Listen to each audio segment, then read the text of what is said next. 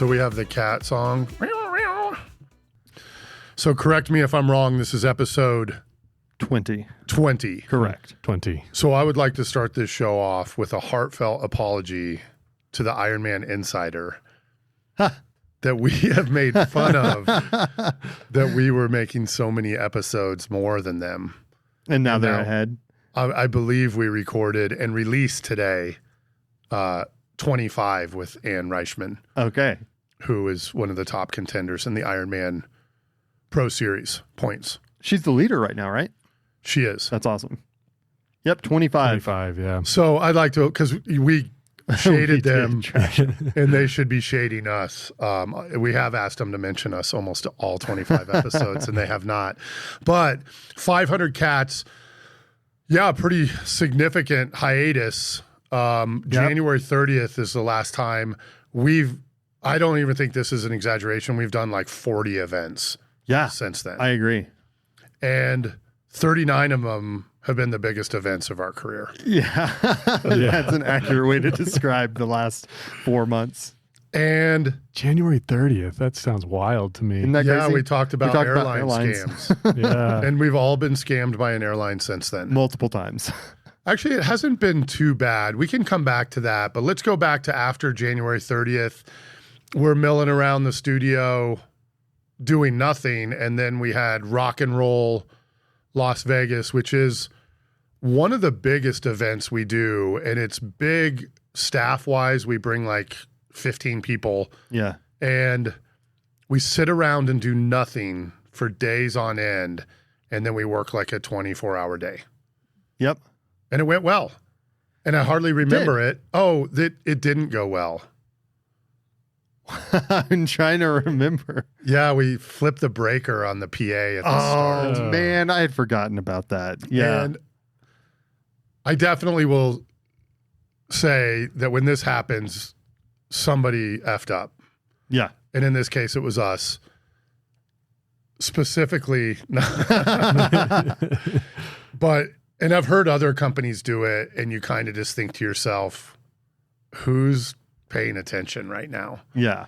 And we just played it too loud. And the problem was, and this is something we talk about in events, is like a perfect storm. The speakers on the map were close to where we set up, and where the speakers, the main, what do you call them? Main fills, the scaff. Yeah. Ended up being like 50 feet further away than it was on the map. And our person running the soundboard wasn't getting a good reference of how loud it was.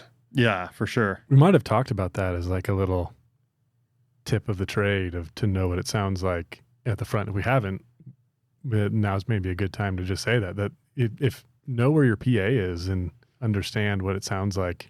Walk down. In our case, we do a lot of running and triathlon. Walk down the finish chute, walk down the start line, walk. And in triathlon and in running, it's so important at the start not just to have a good atmosphere, but a lot of times you got to relay critical information. Like we're 5 minutes away from, the blue group going. And so if you're in the blue group, you better be at the start line.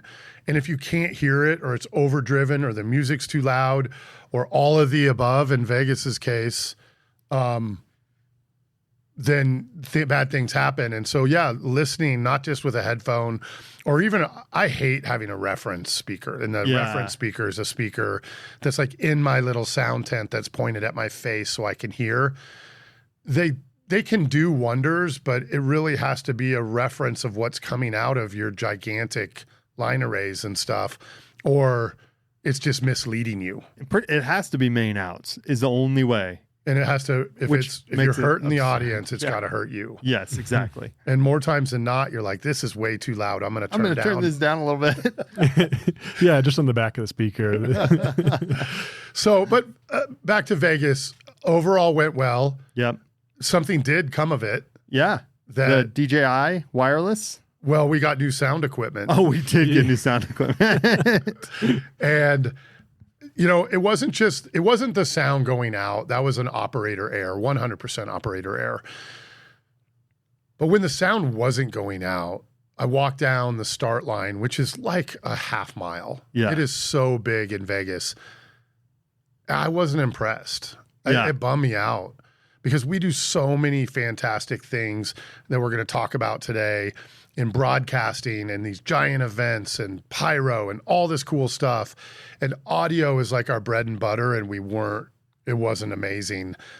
And it was a little bit us, but a lot of it was, this wasn't a PA that we ever bought. Yeah. This was a PA that was like, here, use this.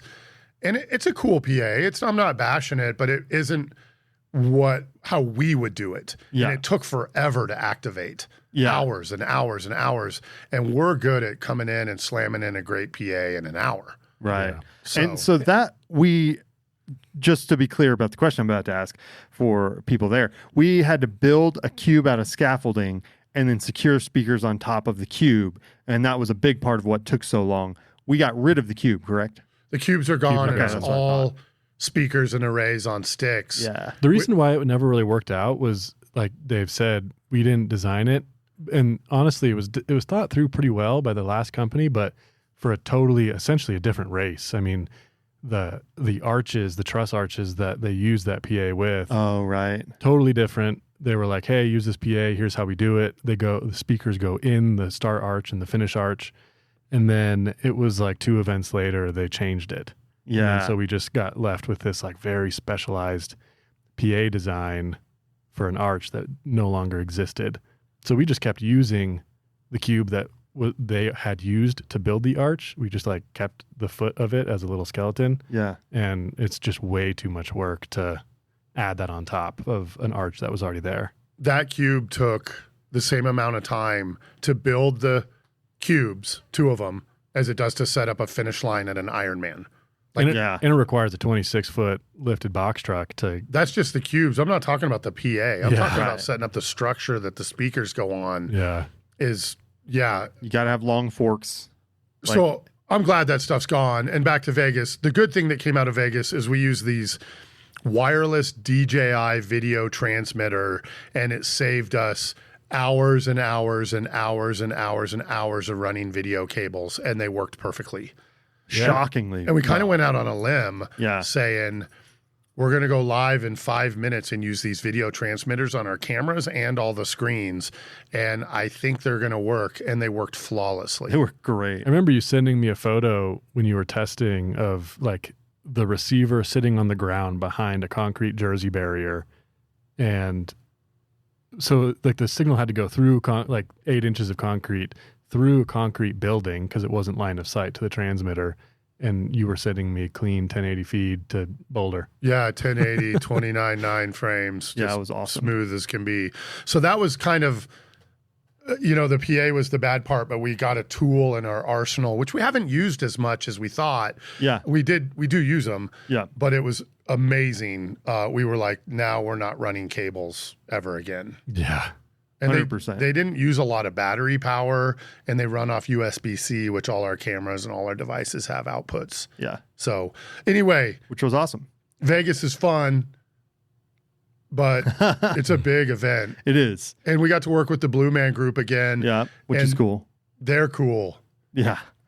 They're do like dumb little things like take Polaroids with people in the race as they're starting and give it to them. And then you got to run with this Polaroid, but you have a Polaroid with the Blue Man Group. Yeah, you can't leave that behind. That's awesome. They are really cool. I can't speak highly enough of. Don't break character for anybody. It's awesome. At all. They never break character. It's amazing. Yep. I wonder what kind of work they have to go through to get that blue off. Because it looks like grease paint. It's really on there. It's really on there. So, and then we did I'm going to skip over some events. We did Oceanside, which was a broadcast, and 70.3 Texas and stuff like that. I did count the real numbers 31. Oh, wow. You're pretty close. Yeah, it's been busy. Yeah. Yeah, it's been crazy. But then an event that had kept us awake for months was Sea Otter. Mm-hmm. And it was working for a new customer, Lifetime Fitness. And it was an amazing experience. Sea Otter is the coolest. Biggest expo I've ever seen. By times 10. Times 10. I mean, incredible. Incredible. And like the activations are so cool. Like a BMX 40 track. by 40, a BMX track. The number of events they had and the activity around that event all week, there wasn't race day. It was race week. Every day had something going on. There was a reason to hang out. RVs everywhere, people camping out, hanging out, having a great time. It was super cool. Awesome. Which was the best part. And then we met some cool people. Yeah. The one person that really stood out to me was the race director, Yeah. Frosty. And we're clearly cut from similar cloth as far as we all do operations and stuff like that. But we went out there to make videos, and we covered the course in side-by-sides or gators, and we had a helicopter and electric mountain bikes. Yep. We had 2 super cool electric downhill mountain bikes, and then Specialized lent us 2 Gen 4 Levos that they were making the announcement on the next day. Yeah. And we got them, which was cool. What's cool? And everything was as cool as anything we've ever done. And we made so we covered it basically live, but didn't broadcast it live. And then we made a cut down from that live footage. Yep. And the feedback globally, this isn't an understatement, was the most negative feedback not only have we ever gotten, that I've ever seen anyone get. Yes. Short of getting fully canceled, it's the worst feedback, the worst response to a video I've ever seen. And it wasn't that the video was bad. Yep. It's that the company that made videos last year was incredible. Yeah. Like, they made incredible videos. And then what we did was cut down live coverage. Yeah. So it's cellular bonded footage. There's breakup. We were covering it live. They essentially made a post-production documentary film. Netflix style. And we made a broadcast cut down. A live stream cut down. Our name didn't make it into the public as much as Almost. people were hunting for us with pitchforks. Yeah, they were. And I thought a lot of the comments on the IRONMAN broadcasts, which sometimes are directed at us, but are usually just directed at anger at the world. Yep. These made the IRONMAN YouTube comments seem Tame. mild. Yeah. Yeah. No, yeah, real. it was. And it was like all of them. There was very few that were like, hey, thank you for putting out a free video for us to enjoy. Maybe 1 in 100. Yeah, I was know. Like, hey guys, it's not that bad. It's free. And the video got hundreds of thousands of views. So one of the things we'll talk about is, working with Lifetime, the viewership is very public facing. So a lot of the other companies we work with, because it goes through like a TV station or a network or something, some of that stuff comes back through Nielsen and it's months later and blah, blah, blah, blah, blah. This stuff, you just go look and it's really viewed, but they hate us. Hate. It was hard. It was very, very disappointing, disheartening. So if you want to see the comments, they're still you there. can go to Lifetime's page. Lifetime Grand Prix. Yep, Grand Prix, YouTube. thank you. And then look at the Sea Otter race recap. From 2025. And then keep in mind, and maybe leave a comment.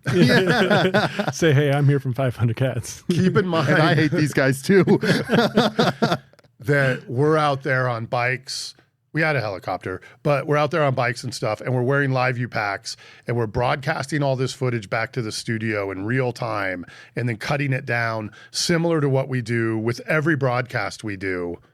But the difference here is while the race was happening, it wasn't on YouTube Live. It should have been. It should have because been. people would have understood. I agree. And they would have been happier. Well, Agreed. in fact, it was such a whiplash of a day because, it was going well. It was a successful, closed circuit broadcast, if you will.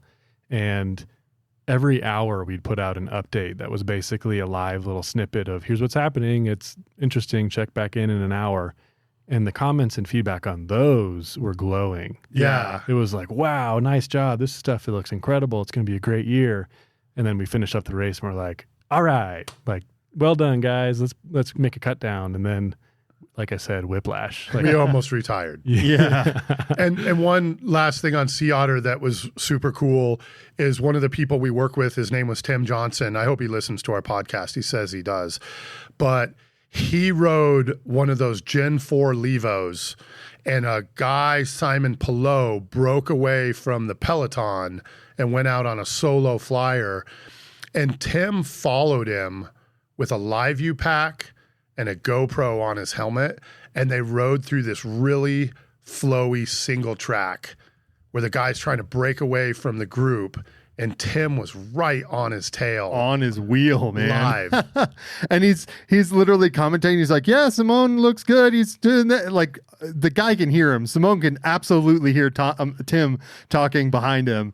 So funny. Yeah. So good. But that was super cool. I saw awesome. that. And I know he's an ex-pro and a champ and stuff like that. But you never, I mean, I guess we should have assumed he could ride, but I'll be honest. I was like, can the guy ride? He can ride. Yeah, he can. It was awesome. That was my highlight of that weekend. So anyway, our confidence is destroyed. we flew out of San Francisco. It was the worst of times. We were on the flight when we were getting the comments. yeah. I had to unsubscribe. Yeah, we were getting comments, and I think it was Kate was texting us the worst ones. I was like, Kate, I'm not looking at it on purpose. Stop.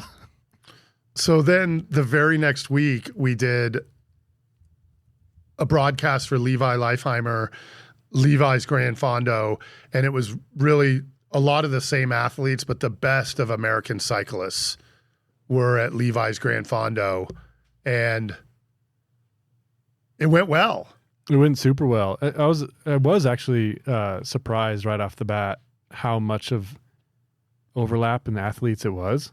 Same guy won both races, Yeah. Keegan Swinson, Yeah. who seems like a nice guy. Yeah. Maybe he'll come on the Cats someday. Yeah, he'd be a good one. But the comments at Levi's Gran Fondo were, Complete 180.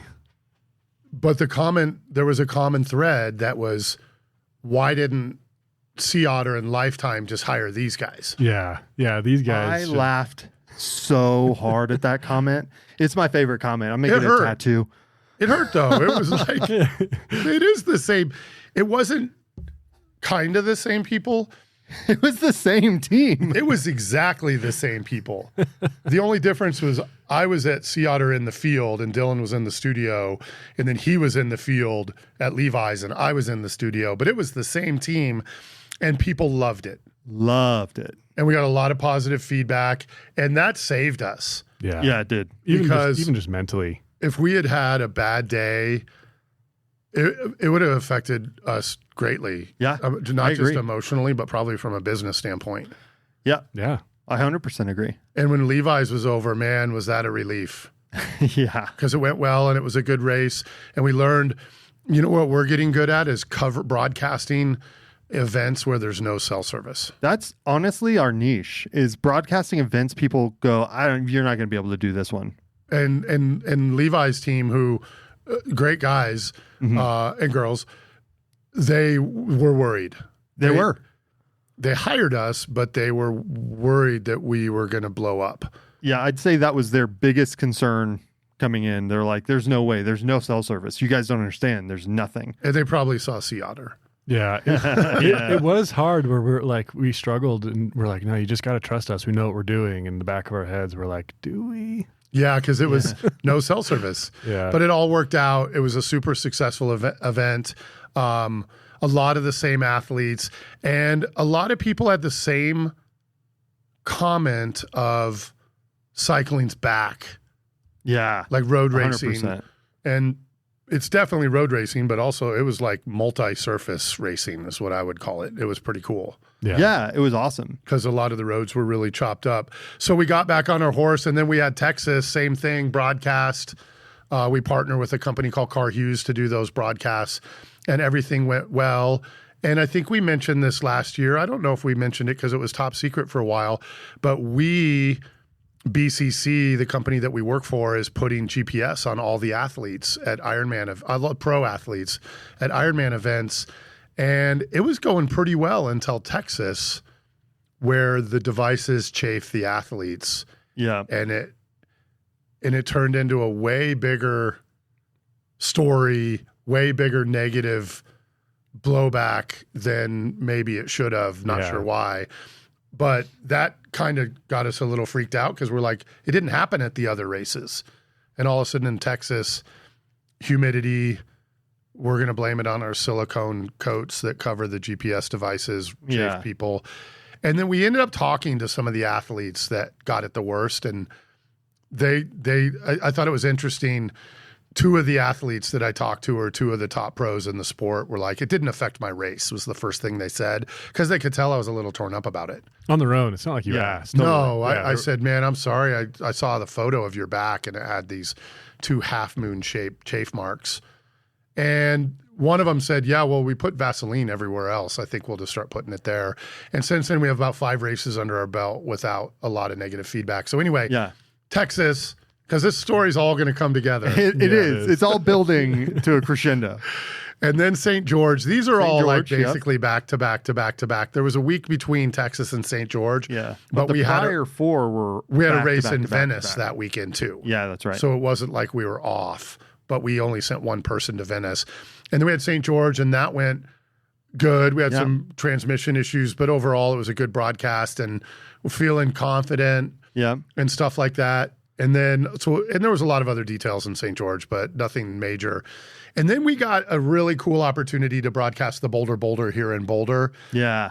And we jumped at it. The Bosleys, who are the race organizers, Steve, well, it's the whole family, but Steve Bosley founded the race. And then I grew up with the Bosleys, and me and Cliff have been friends and known each other since all the way back in like grade school. So we got a chance to broadcast that. And man, running is easy compared to road cycling because they go slow. Yeah. And then you're like, hey, I'm going to reposition here and get a cool shot. Hey, why don't we get up next to them? They're not moving at 40 miles an hour. So it's not like I have to worry too much about, I have to worry about their line, but I know that I'm not going to get in their way. If you stopped to change a battery, you would miss a block of coverage. Yes. And in road cycling, you might be out of the mix for like 20 minutes. Yeah. Yep. So it was cool. And it ended up in the views of the men's finish, which was a sprint finish, an American sprint to win. Yeah. Connor? I can't remember his name. Mentz. Yeah, Connor Mentz.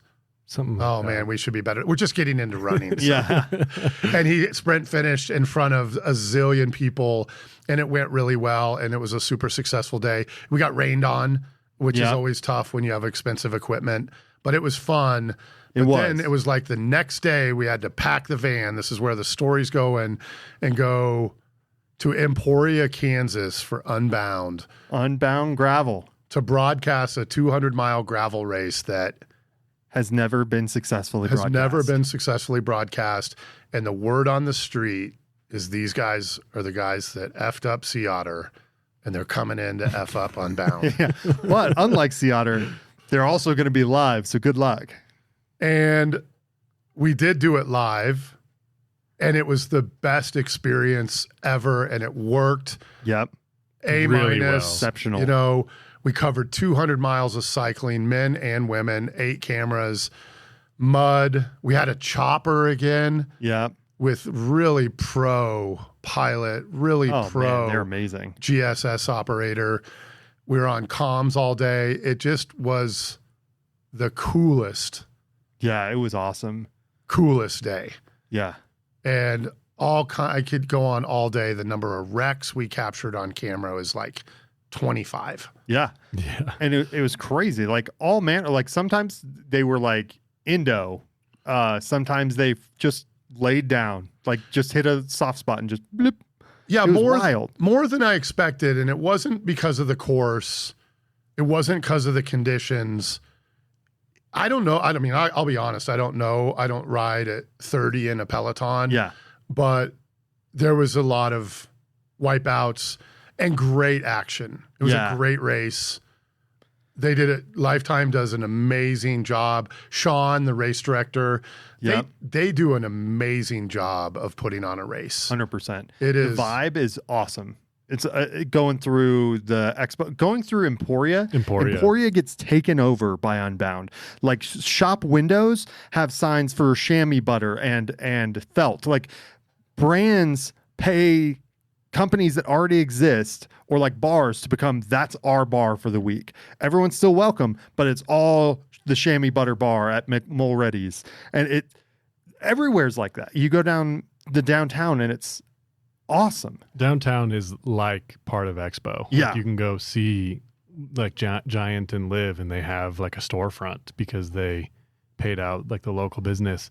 And like that sounds questionable, but man, the locals love it. At least everyone that I talk to, they're like, this is the coolest thing, that it's like the premier gravel race of the world that comes to our town. Like, and it's awesome. And so, yeah, I kept thinking it was like the Kona of gravel, that like every store has like every bar has some shot special for athletes that have, done 5 races in their life, or, come in with your registration, you get this deal. Like it is a full city takeover. Yeah. And not to mention the whole town is like flies on bicycles. Like it's just like bikes everywhere. Everywhere. And it's fine because that's the only thing that's happening in that town at that time. It's not like really intrusive of the community. It is the community. Yeah, totally. Pretty sweet. Yeah, and I didn't get to go to Emporia. I was in the studio, but I went to Emporia the week before and did the course drive, which was super awesome. That's the premier gig in the event business. Doing the course drive. Yeah, to go do a cell test it is on pretty a course, because you go out, and we had the dogs and we had the van, and we would just stop at a creek and let the dog, because you're not in a hurry, or you're not trying to stay on a pace or anything. You're trying to make sure there's cell service everywhere. And I found out there wasn't. Yep. But we put Starlinks on all the motos. We did that at Levi's also.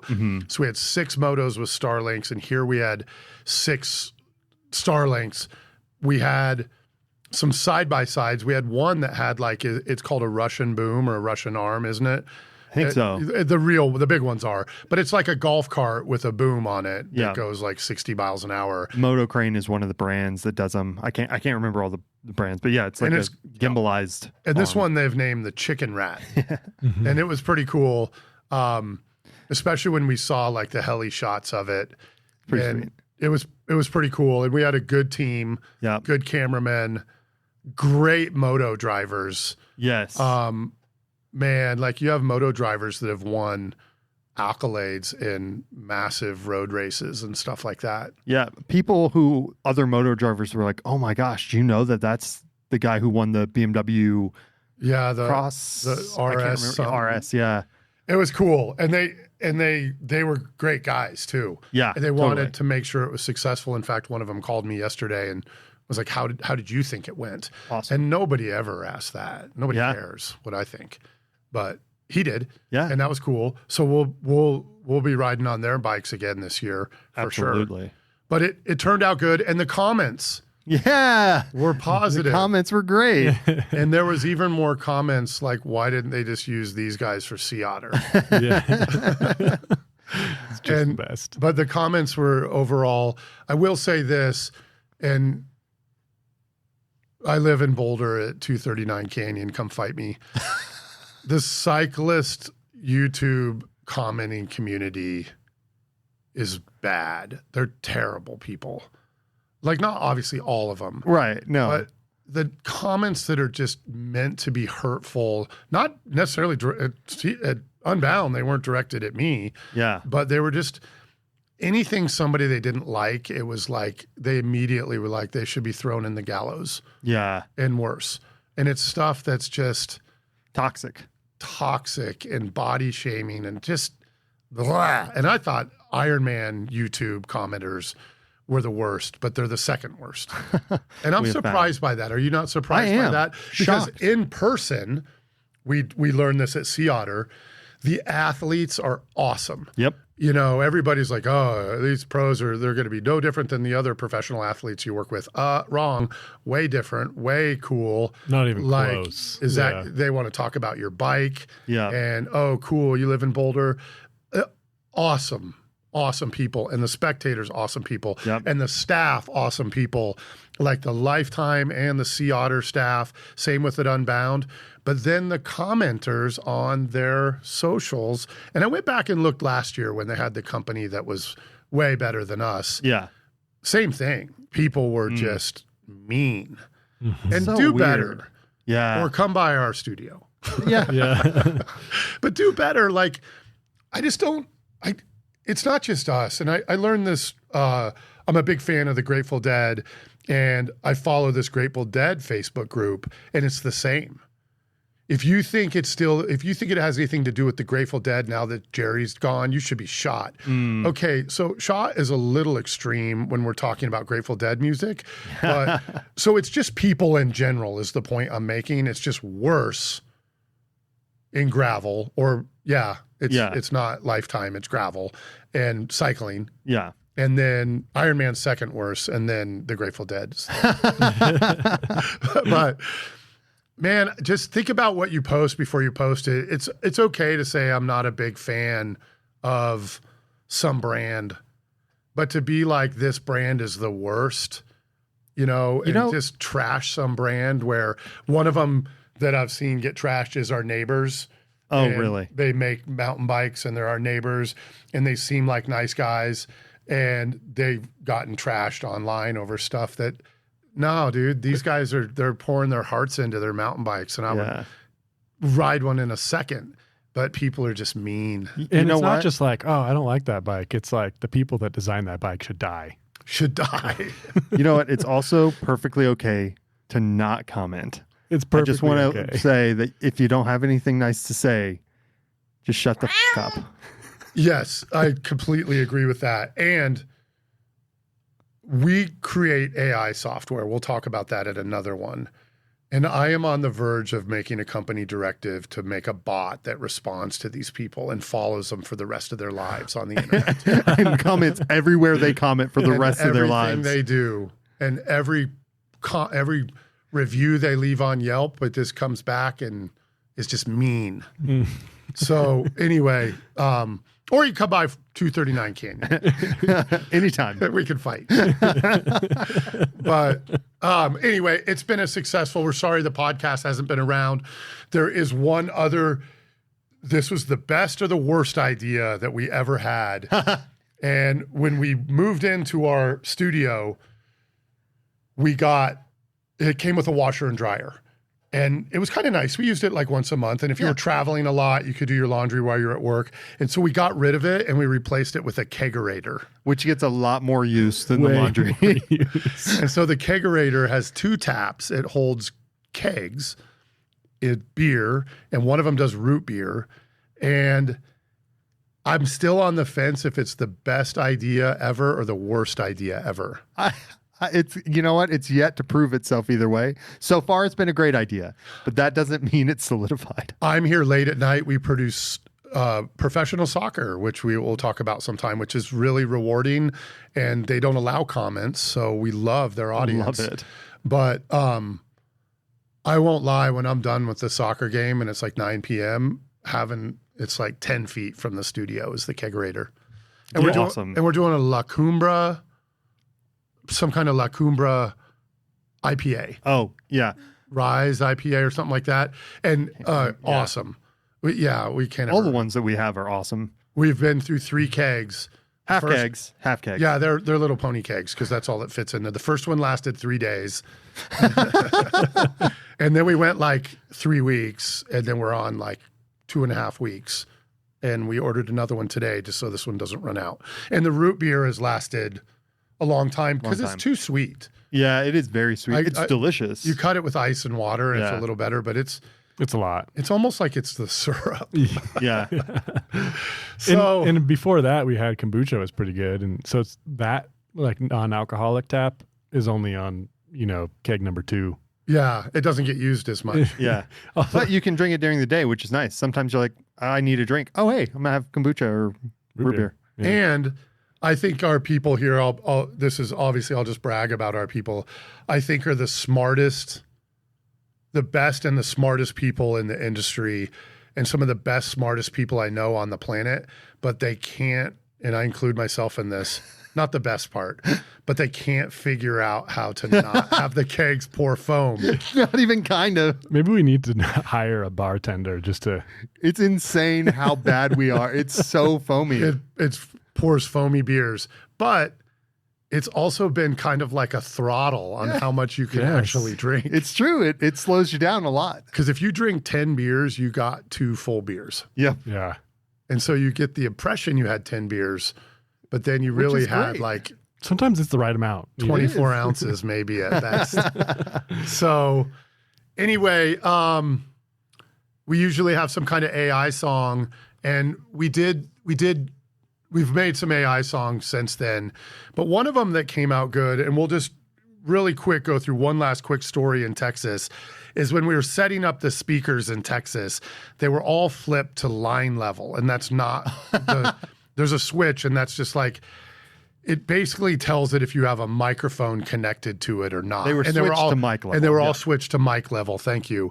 And so we gave Marcus and Corey a hard time because they were the ones that used the speakers last. And a lot of times you will set one speaker in a line of speakers to mic level. You'll set the first one. Yeah. And then it sends the mic level to the rest of them. Because you connect what to it? A microphone. Microphone. So I was like, all 4 speakers I'm setting up today are on mic level. And these guys, all 3, I said, and these guys were like, well, you know, we did set up 3 PAs in Galveston, so maybe you just got the 3 that were on mic level. Did you come across any others? Yeah. Well, I'll finish. So we looked at the odds of what it was, and it was like 100,000 to 1 out of 16 speakers that the 3 I grabbed were the only. It was, and then in the feeble attempt for Corey and Marcus to defend themselves, they said, you know what? I think we set up 4 PAs. And I would have thought the odds would have went down, but they went up dramatically to like 1,000,000 to 1. That I grabbed the 4 speakers of 16 that were set on mic level. So we made a song, and we can talk audio all day, but we made a song called the Mic Level Boys. And it's about people that just put all the speakers on mic level to get. It's an exceptional song. To get more sound. I recommend listening to it on mic level. And so anyway, we'll play that here in a second.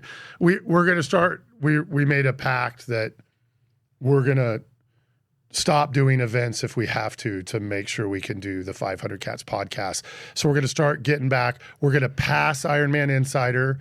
Episode 28 25 is about where we're going to, we're going to pass them at about 28. You're right. And then it'll be regular. And then we'll also return to having guests and inspirational stuff. It's been a weird year. There hasn't been a ton of that. Yeah, true. Yeah. There hasn't been a ton of that. We've only had one race where we would do sit down interviews. That was Texas. Yeah. And I did get to see the final finisher in St. George, which was, it meant a lot to him. And I wish I could remember Colleen or Nick, whoever was the announcer, and they stayed for him, even though it was past the time. Yeah. And it meant a lot that the people were there. Yeah, and totally. I was like, oh yeah, this is why we do this. Yeah. Cool. Speaking of cool stories, sorry, just to go back to Unbound real quick. Winner of the XL 350, they started the night before. She did it in 18 hours? Or no, was that was the men who finished in 18 hours? I thought she was just I thought she was just shy of Heather 18. Jackson. Heather Jackson. Our friend Heather Jackson, former Ironman professional winner, multi-time winner at Ironman. She won Coeur d'Alene once. I was there. Just a legend. And won the 350-mile race. Yeah. Guys, it's like I'm around endurance sport a lot, but I still like have a hard time fathoming what that means. 350 miles. You know, that was more than halfway home. Yes. From Emporia. If you had just started from Emporia and headed back to Boulder, you would have been more than halfway home. Yeah, I found a map because it still just blows my mind of like a 350-mile radius from Denver, and it's like to the northern border of Wyoming. It's like to Salt Lake City. It's crazy. And like it's closer to what made it kind of start to make sense to me is it's closer to like a Ragbri or Right Across America segment. Like, Yeah. it's just insane. Yeah, kudos to her Major and props. Kudos. and all the people that did it. Yeah. That we had this absolutely. like finish line camera that was out till like what 3 a.m. 3 a.m. Yeah, and I wasn't up watching it. We kind of skipped over this that we did the Unbound broadcast and it ended at like 4 o'clock, and then at 8 p.m. we were back at the studio to broadcast the Hamburg. Ironman Hamburg European Championship, which 2 people went under the world record together. I mean, Crazy. it was like Yeah. and then there was a young lady, Lovesith was her last name, and it was her first Ironman, and she knocked like 5 minutes off the record for her first Ironman or something just crazy Yeah. fast. Crazy fast. Probably a short course. No, that's like a YouTube comment right there. Yeah. I mean, did you see the gentleman that ran like the record 2:28 marathon or something in Brazil? And No. and this is why Ironman, you're second in YouTube comments for trash, is everybody was like doper. And it's like anybody does anything good, somebody's going to say something like I did right there, but I was kidding. Yeah. 100%. So it's okay. All right. Heather Jackson was 20 hours and 57 minutes. Awesome. And wasn't it like 17 miles an hour? And that is you're going to hate me. I'm sorry. It's an average of 27.5 kilometers an hour. Can you convert that for me, To please? Imperial Eagles. I would love to know how many eagles that is. That is 16.8 miles an hour. That's insane. It's I insane. How long Don't could you keep up with average her at that pace? No, I couldn't. I mean, you could keep up. I could keep up for 25 miles. Heather, 25 miles. You go that pace, I beat you. I don't think I could. Like, I think my general average pace, like when we go on a ride, if I'm going for myself, is about 15 miles an hour. And remember, it's Man, chunky, rough Flint Hills gravel. I'm talking the packed gravel here, like because it's close. The packed gravel here is way better than the gravel roads that they rode on, and I average about 15 miles an hour. our gravel here in Colorado is smooth. Smooth As a baby's bottom. And then we learned in Lincoln, Nebraska last year, it's loose. Yeah. And then in Unbound, it's chunky. Chunky. And it's flint, which is what they made arrowheads out of. So little chunks of flint will go and pop tires all day long. I can't believe, and it's time to wrap up, how big all the tires were. And Yeah. I knew this when I went to buy new tires for my gravel bike. I was like, I'm pretty sure mine are like, I don't know, 32s, and everything was like 44s. Yeah, I think 44 is that sweet spot these I days. don't know. Crazy. I think they were concerned about, because it had rained a few days before, so they were concerned about all the mud pots, which they were right to be. Yeah. There's some messed up stuff out there. So we'll be back with a whole bunch more 500 cats, and not to just beat a dead horse, I'm super proud of our team over the last several months. Like the whole team could have just quit because of how hard we've been working every weekend. We have Ironman 70.3 Eagleman this weekend. We have Ironman 70.3 Western Massachusetts, Ironman 70.3 Des Moines, and A broadcast. a broadcast, and so 2 soccer games. Yeah. So soccer games Saturday night and Sunday night, and soccer is growing, and Yeah, it is. I'm super happy of the soccer scene here in Colorado. And the Colorado Storm and the Rapids gave us an opportunity to broadcast the Storm games, which is super cool. It's awesome. Yeah, men and women. Yeah, we did women last year. year, and then this year we got both, which We is got awesome. both, which is cool. So, and we're going to play the Mike Level Boys, and the song is dedicated to Marcus Thomas and Corey Progrellis. And we'll see you at the next one. Marcus and Corey run the show so proud, cooking up the music, want it real, real loud. On the shores where the ocean kisses the sand, they bring the party 'cause that's where they stand. The waves crash heavy, but the bass is more. The speakers roar louder than the ocean's roar. Under palm tree shadows, they set the tone. They make the island feel like a music throne.